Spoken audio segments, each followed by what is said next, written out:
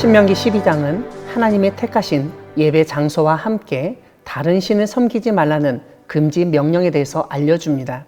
신명기 12장부터 26장까지는 신명기 법전이라고 불리는 법 규정집인데 하나님이 차지하게 하신 땅에서 평생 지켜야 할 규례와 법도를 알려줍니다.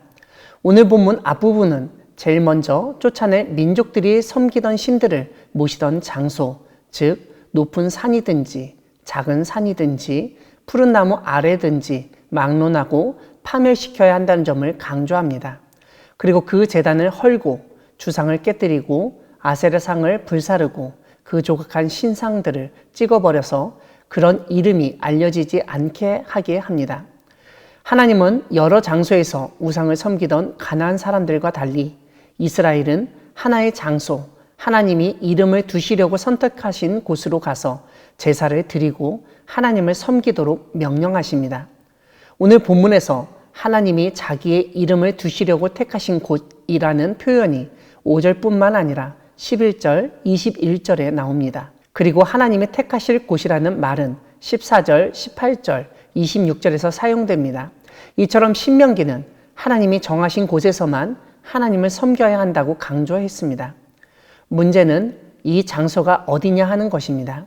일반적으로는 예루살렘이라고 알려져 있지만 우리가 잘 알듯 신명기가 언급하고 있는 시기는 예루살렘을 이스라엘이 점령하기 전입니다. 예루살렘은 우리가 잘 아는 것처럼 주전 1000년쯤 다윗이 점령하고 통일 왕국의 수도로 삼은 곳입니다.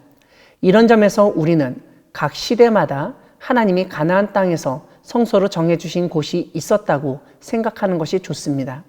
이처럼 하나님이 이름을 두시려고 택하신 곳에서 이스라엘이 해야 할 것이 6절 이하에서 나타납니다.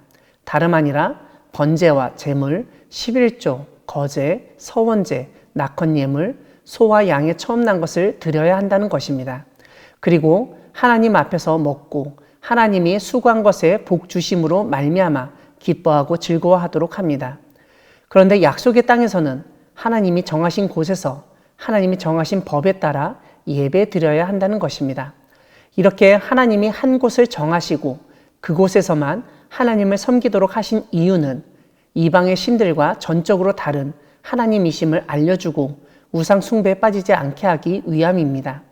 그리고 이렇게 하나님이 정하신 곳은 가나안에서 생각한 것처럼 그 신이 거주하는 장소, 즉 신의 거처가 아니라 단지 하나님의 이름을 두신 곳이라는 점도 알려주신 것입니다.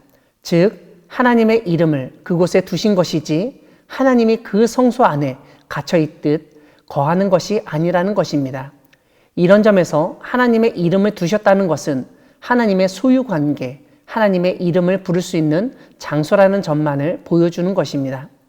사랑하는 광야교회 성도 여러분, 하나님은 하나님의 이름을 두시기로 한 장소를 선택하시고 그곳에서 하나님을 섬기게 하시는 분이십니다. 오늘날 우리도 하나님이 정하신 장소에서 예배를 드립니다. 물론 가정이나 직장에서도 예배를 드릴 때가 있지만 공식적으로 예배는 하나님이 우리에게 허락하신 예배당에서 드립니다. 물론 비대면으로 집에서 예배를 드릴 수 있지만 예배당의 예배에 참여한다는 점에서는 다르지 않습니다. 이런 점을 조금 더 강하게 이끌어 가다 보면 주일 성수는 반드시 섬기는 교회에서만 드려야 한다는 생각으로 확대될 수 있는데 너무 편협하게만 생각하기보다는 조금 폭넓게 생각하면 좋겠습니다. 왜냐하면 출장을 갈 수도 있고 명절이나 집안일로 지방에 내려갈 수도 있기 때문입니다. 물론 주일을 자신이 섬기는 교회에서 지키면 가장 좋지만 그렇게 되지 않는 상황도 우리는 이해하고 배려할 수 있어야 합니다. 이와 함께 하나님을 섬길 때 우리는 그 장소에 너무 집착해서 하나님이 그곳에만 계시다고 여길 것이 아니라 하나님의 이름을 두신 곳, 하나님의 이름을 부르게 허락하신 곳이라는 생각을 해야 합니다.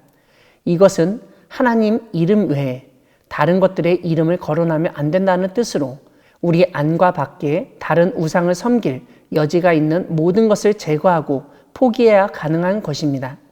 오늘 우리에게 하나님이 주신 예배 장소, 하나님의 이름을 두신 곳은 광야교회입니다.